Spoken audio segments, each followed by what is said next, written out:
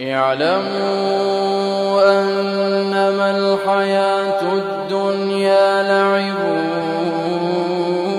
ولهو وزينة وتفاخر بينكم وتكاثر في الأموال والأولاد كمثل غيث أعجب الكفار نباته ثم يهيج فتراه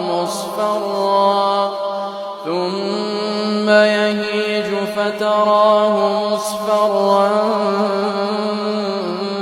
ثم يكون حطاما وفي الآخرة عذاب شديد ومغفرة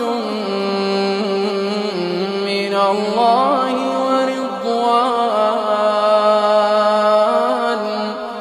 وما الحياة الدنيا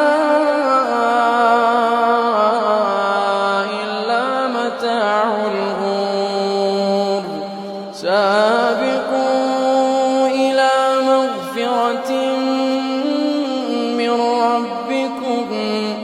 وجنة عرضها كعرض السماء